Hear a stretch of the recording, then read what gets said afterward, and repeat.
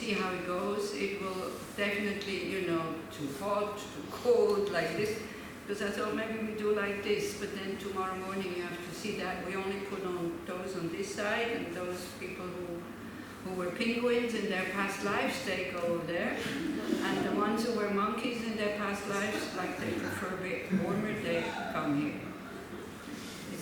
I think this is how I told somebody, I think the first year I was here, 22 years ago, you know, in Switzerland, in India, we have no air conditioning in the cars.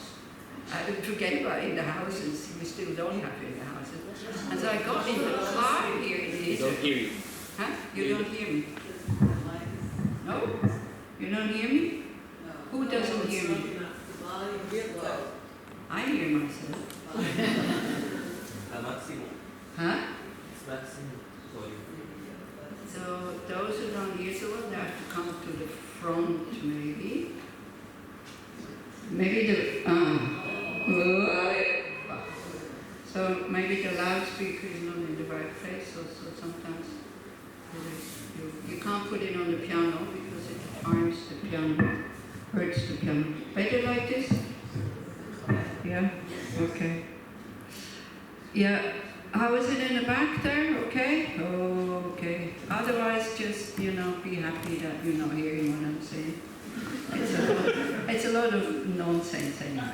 Anyway, so, welcome to this Yom Kippur retreat. I saw this mass of people. I got really frightened. I thought, oh no.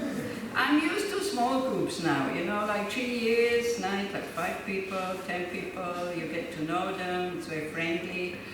So please, can you be friendly to me and to everybody also? So can you make a kind of decision?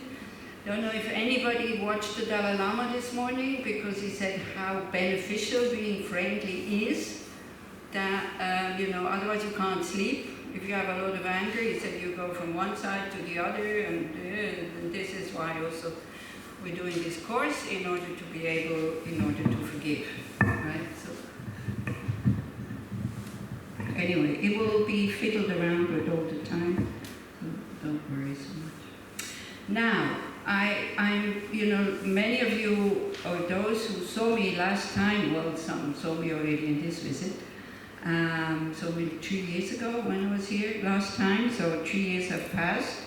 I tell you, my memory is getting really, really bad. Problem is I'm not worried about it. You know, it's nothing I can do anyway. I don't even feel bad about it. So if you have, you know, you come towards me and say, oh, hello, how are you? I will say, oh, hello, how are you? But I will not know who you are. I will not remember. And please don't feel hurt or offended. Some I still remember, but even people like Alon and Yaron, and, you know, that I haven't seen for a long time, even you, now I'm able to forget. That I recognize you there, but there's no guarantee. I mean, I tell you, I saw, where is he? One in your group last, you know, what was it, last week, 2 weeks ago? The one I sat opposite at dinner, didn't recognize him. Yeah, there he is. Right. So please, you know, don't feel offended. This is going to happen to everybody who doesn't die early, I think. Because so many people tell me, well, I have the same thing. Now you can get upset about it. It doesn't make it go away. It doesn't make it better. Or you can just be relaxed about it and honest and not faking anything that, you know. This is also one of the reasons I say I don't want to teach anymore, because I don't have access to the info that I should have in my brain. Sometimes it comes, sometimes it doesn't. I have a tablet, you will see tomorrow. I will try to work with notes. This also I'm not used to. Also I don't really want to. And I think it's time also to make space for younger people, you know, to do this with you, I think. So I will still come to Israel probably, so this might be my last Yom Kippur course, I don't know. Oh, yeah. You will see, you know, you can be shocked now, okay, because you think it will be like previous years, but then tomorrow evening you might think, oh, good thing she's gone. But you remembered my name. Huh? You remembered my name. Yeah, so what? You're one of so many. Yeah, so this is what I mean. And no, the thing is also I don't have so much access to my brain anymore, and also my fantasy is very vivid. So I could tell you something that sounds a bit like Buddhism, but it's not really. And I don't even remember if it is or if it is not, it just makes sense. Somebody at one point told me, you know, you would be able to sell sand in the desert. In Switzerland, you would say, you know, I would be able to sell ice to an Eskimo. So, yeah, I can convince people, but that's not how it should be. But there's another reason also. Now, there's quite a lot of young monks and nuns, and also lay people who have done proper studies, like, you know, basic program, master program, diplomas, like a geshe. So I think it's good for them to be that one asks them to come and to teach. I will still come, I will do Buddhist things. This I still know how to do, like Vajrasattva retreat, we do in Sukkot, we do Nunes, Alon. Interested? Okay, India. Sorry. So we do Nunes and things like that. And of course I finished the text of Shantideva that we started like 3 or 4 years ago. So this just short introduction. For those who don't know me, I've been coming to Israel for 22 years. I do come, I like to come. I like to be here. I like to be with you. Took me 2 years maybe to get used to Israeli culture and way of being and way of, you know, so, but I think it's okay. So whatever you do, it will not make me upset anymore. It's okay. So what we talking about this, about rules and regulations. So I don't know if you noticed, you know, the Yom Kippur retreat became less and less Buddhist on the outside, right? There's no altar, there's no water bowls, there's no statues, there's only one Buddha image, which, you know, if you get disturbed, but I think it's in somebody's garden or something. We don't get upset about Buddhas in the garden, is it? If you see them, so. And then there's a few things on the altar that, because one does make offerings, but you'll get to, they will be distributed at the end, but it's not a traditional altar, because we had years of Yom Kippur where people, you know, they want to do something spiritual and then, but they don't want to do anything Jewish or, you know, anything from their tradition. They came here in the hope that it will be totally like Tovana, for example. Like absolutely no images, no pictures, and then they were shocked. So yeah, I'm disturbed, so I said, we're not here to disturb people, so then there's no more Yom Kippur, it's pretty neutral kind of thing. But one thing I kept, and I really want to keep it, is taking these 8 Mahayana precepts, that we manipulated them a bit. It's taking vows for the next 24 hours. Normally, the Buddhist day starts at when the sun comes up, like when it gets light. This is when the day starts, not like the Jewish day. So I guess it's legitimate for Yom Kippur that we take them in the evening. Now, you don't have to take them. Don't go like, oh, what is she going to do to me? Yeah, right. It's totally, if you want to take them, you can take them, but even you don't take these vows, what we're asking you, while you are here, for your sake and for the sake of others, a few things.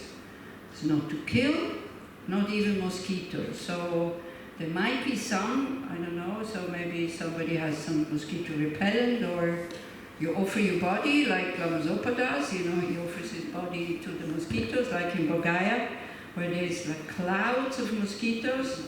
Like, so we all kind of go under the mosquito net, he takes off his shirt. And for me, this is very inspiring. You know, then of course it's the Western, maybe Israeli mind who says, what if he gets malaria? What if he gets malaria? He never got malaria in all these years that he's doing that. He wants to feed the mosquitoes. So that's what actually, this is where Mahayana Buddhism is going to, that you do that happily and with a loving mind and with a, you know. But you don't have to do it, okay? So if you have repellent, you can definitely put it on, but please don't go after them and kill them, Also other insects, we leave them alone. It's one thing, then no lying, like not telling the truth, but you don't have, like I see Nif. Okay, just an example, right? I said, what, blue as t-shirt? Come on, you should wear yellow. That's my truth. It's not true, yeah, okay, just an example. That this, we don't have to tell people the truth if they're not asking for it. Don't forget. But we're very ready to do that, and this is why also this day, this Yom Kippur day, maybe you will have to kind of, because you've been hurt, because somebody told you the truth, or maybe somebody comes and says, oh, you hurt me so much. It happened to me lately, and I don't know why. I have no idea. So I offered and said, well, when you're back, let's sit down and talk about it. I don't know, this can happen also, So we'll meditate on that a little bit. What do you do in a situation like this, You don't know what this is all about. Somebody comes and says, oh, you hurt my feelings. And I love you so much. This is usually what comes after, is it? So this is dangerous, When somebody tells you, I love you so much, then you're not allowed to do things, whatever. You have to behave in a certain way. So as if, somebody tells you, but I love you so much, that then you're under their control almost, isn't it? So kind of, I love you so much, so therefore you have to love me back, in a way, isn't it? It's a bit of an Israeli thing, actually, I have to say. That's always frightened me, and it still frightens me when people tell me kind of, I love you so much. Because that's when you can hurt them. Yeah? So don't love me so much. It's dangerous. It's okay. So the vows, okay, no lying. So for the silence, because some of you have not seen each other for maybe 3 years, even longer. The two boys there, they're still the boys, Yaron and Alon. And so, Elon, isn't it? Not Alon, it's Elon, yeah, right. So if you still want to talk after this evening's session, it's okay, but not in the rooms. Can we agree to that? Because some people are tired, they want to go to sleep, or want to go into silence also. So if you want to have a conversation with somebody, then you can do it either here, maybe also not in the Gompa, because some people might want to sit and meditate, so let's have this kind of a place for people to sit and meditate and practice or whatever they want to do. But it's so nice outside at the moment, yeah. So it's starting to cool down in the evening, so you can do outside. Or they're outside the eating area or whatever. But again, if we don't want to, to make sure that we're not lying, the best is to go into silence. But also it is important to communicate. We are a Sangha, and if you haven't seen each other for so long, then that's the joy of meeting and exchanging ideas and talking to each other, so it's okay. But then from tomorrow morning until, or let's say from today, when you go to sleep, when you go to the room, until, 3 o'clock or something like that, we ask you to be in silence. Is that okay? And silence does not mean whispering. And silence also does not mean, because that was the definition of silence that somebody gave me at Tushita, only talking when there was Rita still at that time, when Ani Rita is not looking. That does not mean that. I'm not a policeman. You are grown-up people. We tell you what we expect from you. It's kind of an agreement. You keep that agreement, there will be peace. You don't keep the agreement, it's conflict. If not wordly, but in somebody's mind. Yeah. If you are very fixed on silence and you see somebody talking, look at the conflict and say, hey, sorry, ego, this is none of your business. You keep silence, and you don't have to break your silence. Just you see him talk, you don't have to get upset. Definitely don't go and tell them to be quiet, okay? As I said, we're all grown-up people. I hope we will be able to keep that agreement that we are making? You think it's okay? From, wait, today when you go to sleep until tomorrow 3 o'clock? I mean, most of you, I guess, are Israeli, or all of you, and Jewish. I'm probably the only non-Jew here. So this is a very special day, Yom Kippur. I wish there would be days like that in other, not necessarily religions, but in other traditions. It's such a wonderful day when you can spend the whole day with yourself, looking at your pain of having been hurt and hurting others, because it's both is painful for us, isn't it? Sometimes it's even more painful when we hurt others than when we get hurt, I tell you. It's worse, I think, yeah. And also this whole thing when somebody said, you hurt my feelings, I don't feel guilty because I don't know what I did. So I'm also not getting angry that she's accusing me of something that I think I didn't do. I don't have to defend myself. I just don't know what this is all about. So, try also, because a lot of conflict comes from that also, that, there's this, you have hurt my feelings and da-da-da, and then the other one who is, in my case, doesn't know what, and then they start to get angry and defensive. Why? Be happy that you didn't do it. Or at least be happy that you didn't do it on purpose. You did it. I mean, I did something. I just don't know what it is, and definitely I know that it was not on purpose. So this is this day that we try to see our reactions to this whole thing, living in a community, living with others, and trying to be happy. Oh, happy is such a strange word. Trying to, to have some well-being, to have some space, to have some His Holiness, I don't know if anybody, His Holiness, sorry, the Dalai Lama, because not everybody knows when I say His Holiness. The Dalai Lama, he taught yesterday morning and this morning, and both mornings he started and he talked a lot about inner peace. Yeah, that's what he said. If you don't have inner peace, you can't sleep. Do you think we can have inner peace even in difficult situations? I mean, look at him. He lost his country. All he hears is problems of people, and he's trying to do his best. And I think he has inner peace. If you look at him, how he talks, how he behaves, how he's with people. He can hardly walk anymore. I don't know if you saw him coming in.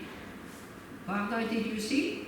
Yeah, all three, there's 2 people holding him, all 3 have exactly the same shoes and going at exactly the same pace. Yeah, he's in the middle and 2 are holding him, but they're going exactly the same pace, as if they're one entity. It's quite nice to see. And he stops and says hello to people and to the babies.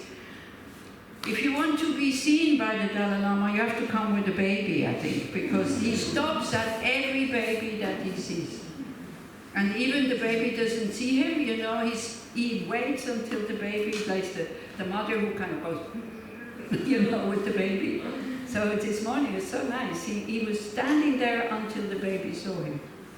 So this is a good way to get being remarked by the Dalai Lama at the moment, is by coming with a baby.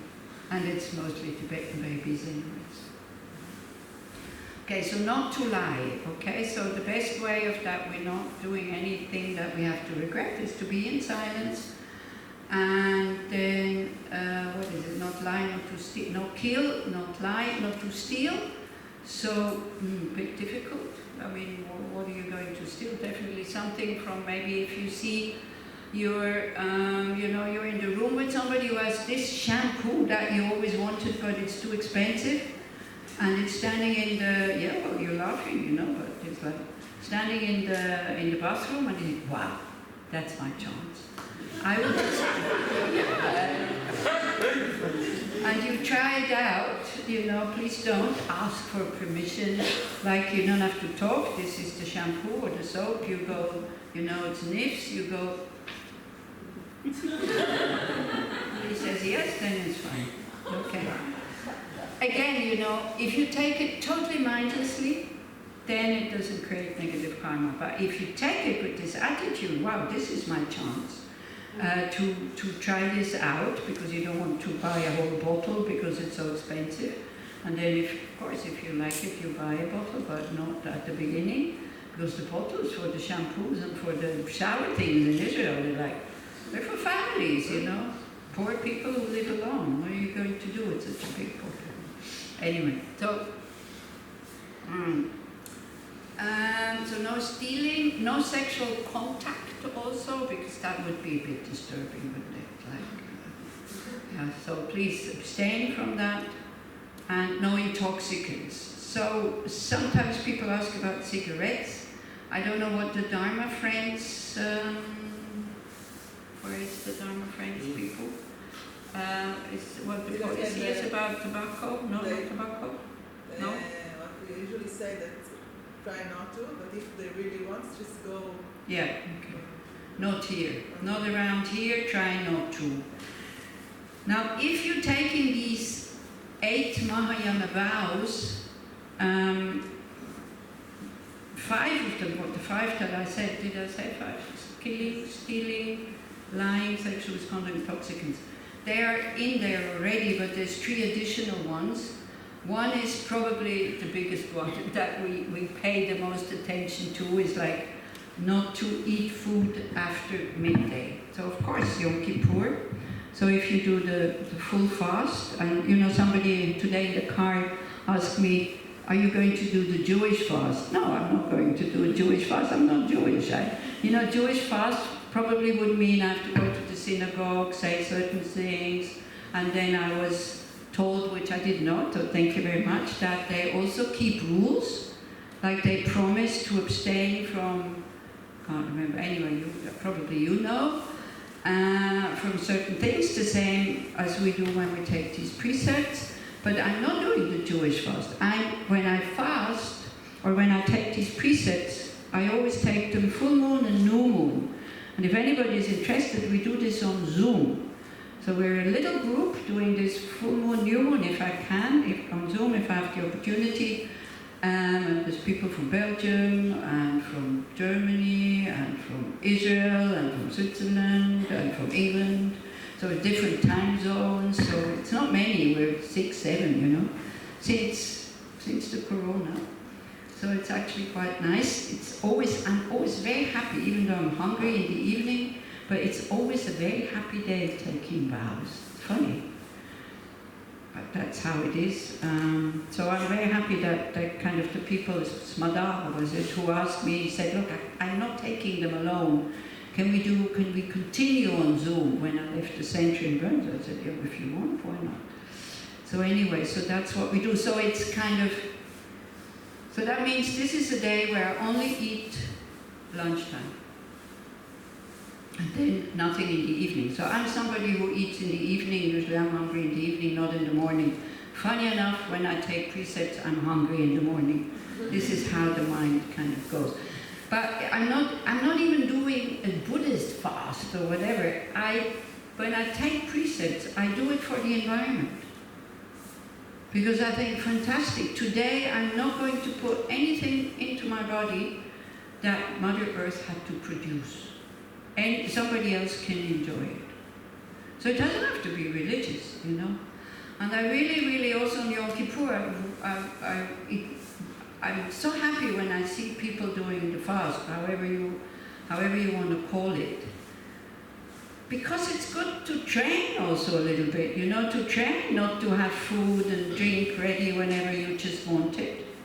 To apply a little bit of discipline, to know that there's so many beings in this world that cannot just go to the fridge or open the tap when they're hungry or thirsty, to feel some compassion with them. And you're purifying lots of negative karma when you do this consciously. I tell you, if you would know how much negative karma of being, you know, of lacking, of not finding what you want, that you are purifying by taking vows, you would take vows all the time, or you would fast all the time, but we don't know. Because when the results come, you know, we don't know why they come. Like for example, at the moment I'm homeless, I don't have my home. I don't have a kitchen. I don't have any pots and pans.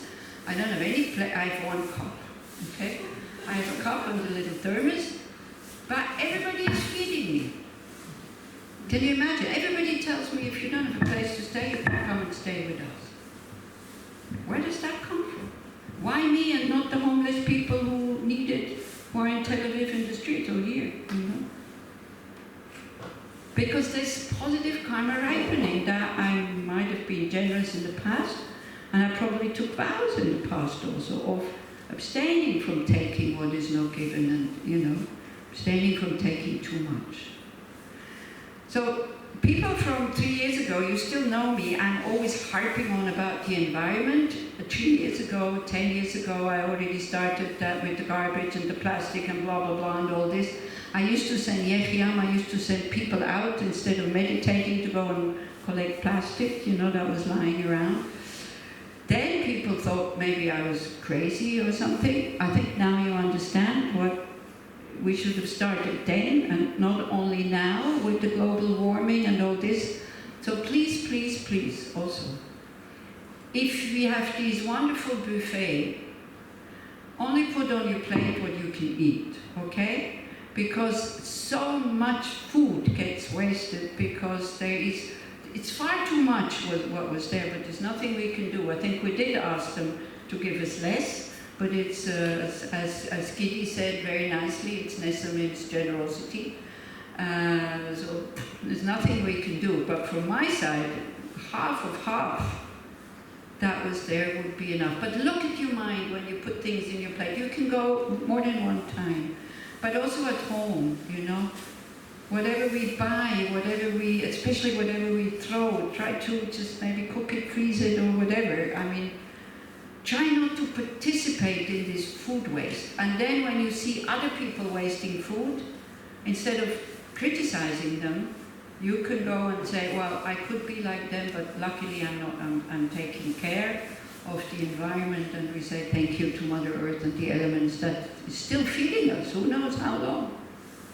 We don't know how long, you know. Also energy with electricity and stuff. And today I closed the door in where the rooms are, I think 3 times. In the corridor there's an air conditioner. So if you keep the door open, what happens? What's the air conditioner for? Didn't you learn that if the air conditioner is on, you have to close? So the entrance door, I think the air conditioner in the corridor is on anyway, then it has to work really hard and spend a lot of energy. So of course at the moment we still have a lot of energy, but who knows how long. So also, I'm sorry, I sound a bit like a mother who goes like this, but I think it's really time that we become conscious of how we use resources. Just, you know, as long as they're there, I take, and then who knows what will come in the future, I have no idea. It's very boring, yeah, this talk, so I'm sorry. So, you know, but, yeah, this is me. This is what we learned, you know, when we were kids, kind of. Switzerland is probably one of the cleanest countries. Why? Because we learned it. And you can learn at any age.